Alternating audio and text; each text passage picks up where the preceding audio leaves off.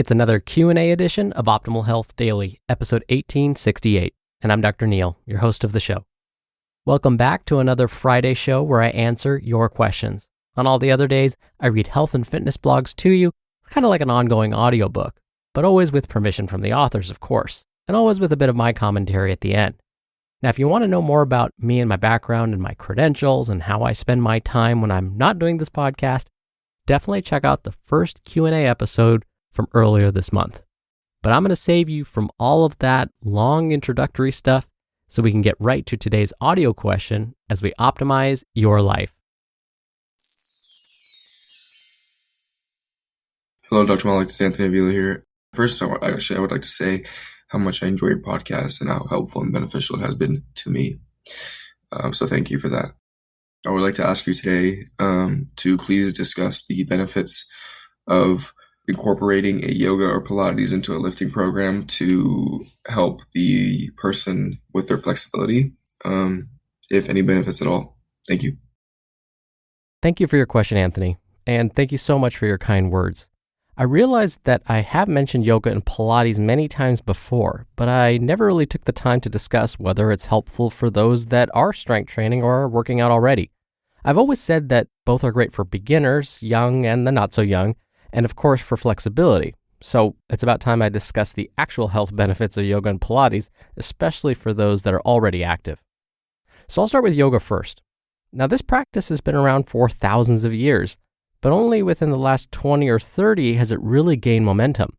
And there's so many forms of yoga too. There's Hatha, Vinyasa, Power, Ashtanga, Bikram, etc. Then there are the subtypes of each of these. And you'll find that some instructors may incorporate versions of each one in their practice. The variations are seemingly endless, but basically what they all have in common are proper breathing and holding poses. It's believed that by practicing certain poses and controlling one's breathing, health benefits can be achieved. But is this really true? As I just said, I want this to be a place where you can find out the truth, and the best way to do that is again to look at the research. So what does the research actually say about the benefits of yoga? Well, let me answer it for you.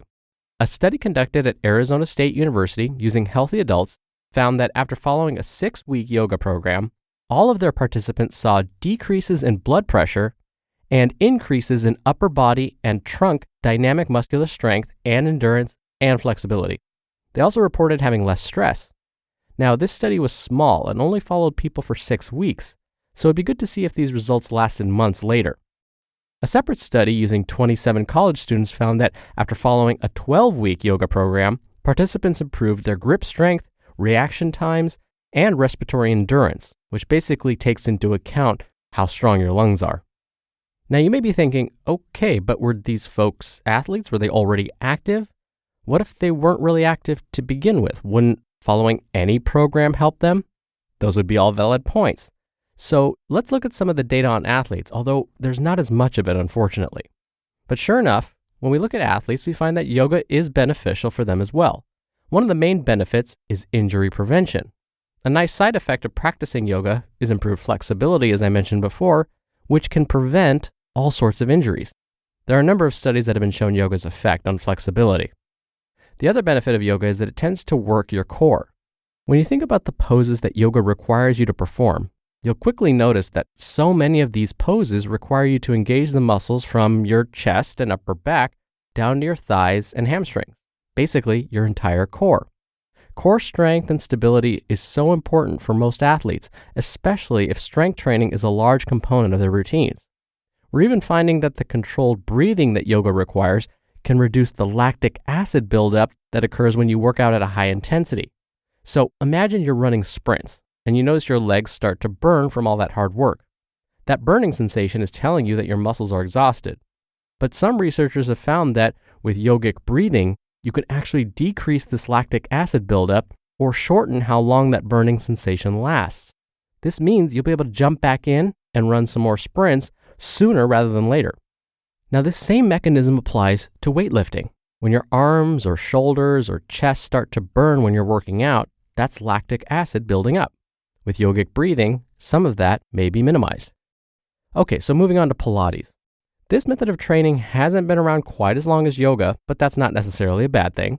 The Pilates method was created by Joseph Hubertus Pilates back in the 1920s. Usually Pilates involves 25 to 50 repetitive, low-impact flexibility and muscular endurance exercises with an emphasis on muscular exertion in the core, abs, lower back, hips, thighs, and glutes. So there is definitely some overlap between the foundation of Pilates and yoga. For example, Pilates also focuses on building strength through the use of various poses and focusing on one's breathing. The research on this is not as abundant, but it does appear that Pilates can help improve abdominal endurance, hamstring flexibility, and upper body muscular endurance. Now, when we say abdominal endurance, muscular endurance, what we're basically talking about is how long can you hold a pose. This is different from muscular strength. Muscular strength, think like 1 rep max. How much can I lift at one time? But of course, muscular endurance is important too. So both yoga and Pilates appear to be safe and beneficial for most adults, even athletes. But what I particularly like about both of these modes of training is that they provide variety. So often we get stuck performing the same workouts at the gym and doing the same moves. But by incorporating something new, like yoga or Pilates, and performing different moves, you're changing things up. Plus, you're changing things up using relatively safe, low-impact moves. The bonus is, a potential side effect of practicing yoga and Pilates is you may actually feel less stressed and more focused in other areas of your life. To me, that sounds like a pretty good deal. And again, thank you so much for taking the time to send me your question.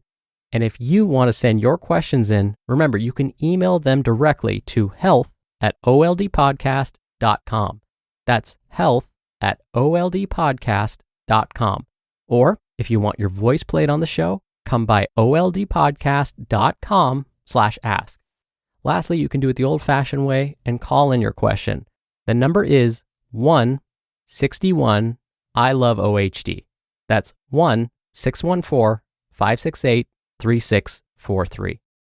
All right, that'll do it for today. Thank you so much for listening every day. Thank you for listening all the way through, and I'll see you back here tomorrow where your optimal life awaits.